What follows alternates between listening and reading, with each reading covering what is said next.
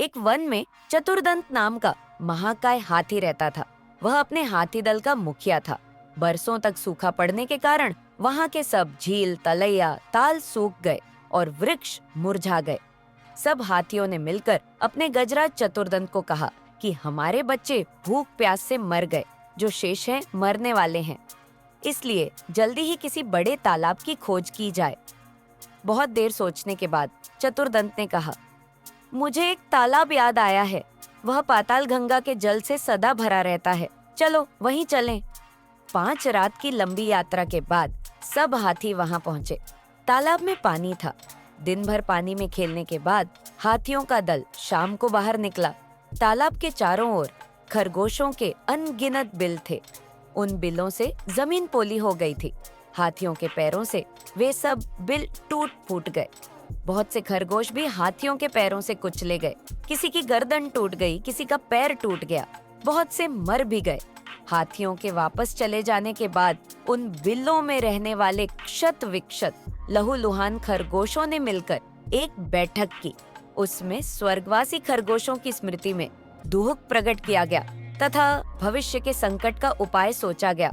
उन्होंने सोचा, आसपास अन्यत्र कहीं जल न होने के कारण ये हाथी अब हर रोज इसी तालाब में आया करेंगे और उनके बिलों को अपने पैरों से रौंदा करेंगे। इस प्रकार 2-4 दिनों में ही सब खरगोशों का वंशनाश हो जाएगा। हाथी का स्पर्श ही इतना भयंकर है जितना सांप का सूंघना, राजा का हंसना और मानिनी का मान। इस संकट से बचाने का उपाय सोचते सोचते एक ने सुझाव रखा, हमें अब इस स्थान को छोड़कर अन्य देश में चले जाना चाहिए। यह परित्याग ही सर्वश्रेष्ठ नीति है। एक का परित्याग परिवार के लिए, परिवार का गांव के लिए, गांव का शहर के लिए और संपूर्ण पृथ्वी का परित्याग अपनी रक्षा के लिए करना पड़े तो भी कर देना चाहिए। किंतु दूसरे खरगोशों ने कहा, हम तो अपने पिता पितामह की भूमि को न छोड़ेंगे। कुछ ने उपाय सुझाया कि खरगोशों की ओर से एक चतुर दूत हाथियों के दलपति के पास भेजा जाए। वह उससे यह कहे कि चंद्रमा में जो खरगोश बैठा है उसने हाथियों को इस तालाब में आने से मना किया है। संभव है चंद्रमा स्थित खरगोश की बात को वह मान जाए। बहुत विचार के बाद लंबकर्ण नाम के खरगोश को दूत बनाकर हाथियों के पास भेजा गया। लंबकर्ण भी तालाब के रास्ते में एक ऊंचे टीले पर बैठ गया और जब हाथियों का झुंड वहां आया तो वह बोला, यह तालाब चांद का अपना तालाब है, ये मत आया करो।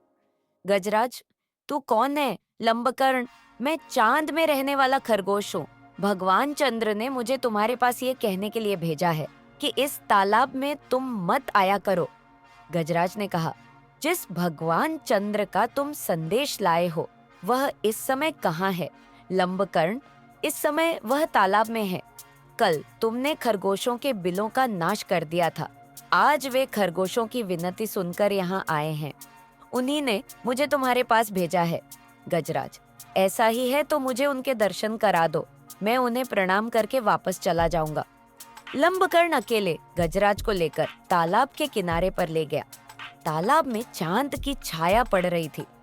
गजराज ने उसे ही चांद समझकर प्रणाम किया और लौट पड़ा।